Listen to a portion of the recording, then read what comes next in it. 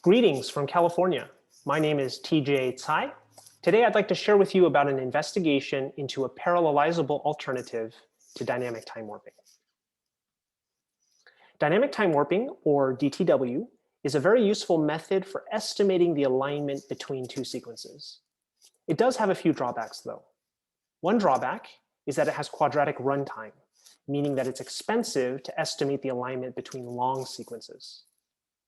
A second drawback is that the algorithm is inherently sequential, meaning that we can't parallelize it. This paper explores an alternative to DTW called segmental DTW that is highly parallelizable and that approximates DTW.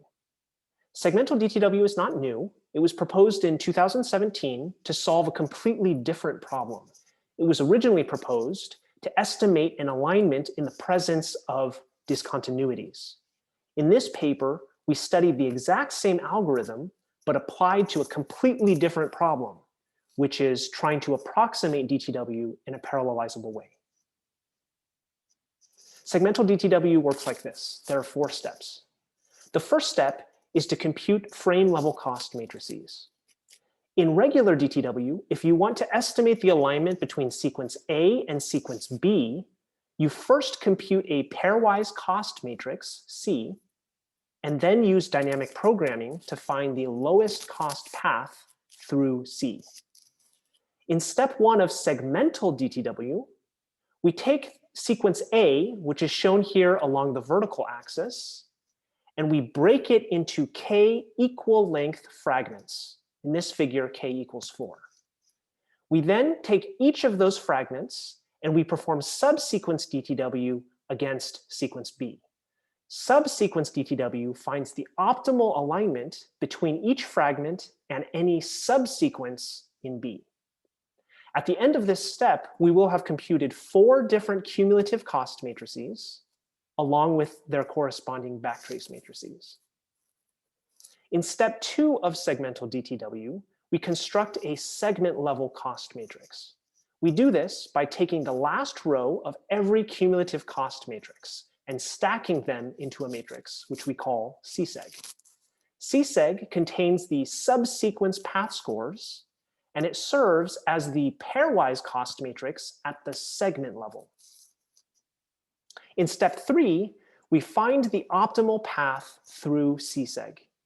This optimal path must have 1 element per row, and the elements must be in order. This problem can be solved very easily with dynamic programming. Once we have identified these elements, we can return back to the frame level matrices and use the backtrace matrices to determine the optimal subsequence alignment paths. At the end of this step, we have the estimated global alignment between sequence A and sequence B. Now, the key thing to notice about this algorithm is that steps 1 and 4 can be parallelized across the k different fragments. We perform experiments with the mazurka dataset. This dataset contains multiple performances of several Chopin mazurkas. Each audio recording contains beat level annotations. We compare the performance of regular DTW and segmental DTW. Both alignment algorithms are presented with the same pairwise cost matrices, which are based on chroma features with a cosine distance metric. This figure compares the alignment accuracy of DTW and segmental DTW with various values of k. We can see that regardless of the tolerance level, segmental DTW closely matches the alignment accuracy of DTW. So in other words, segmental DTW is a good approximation to DTW, at least on this data set. We also did a runtime analysis of segmental DTW. This figure shows the breakdown of the total runtime by % of the different steps in the algorithm. The key thing to point out here is that the only steps that cannot be parallelized are the segment level operations. All of the frame level computations can be parallelized across the k different fragments.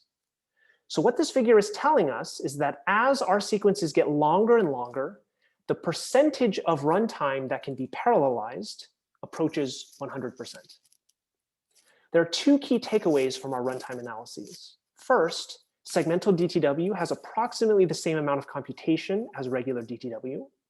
And second, almost all of that runtime can be parallelized.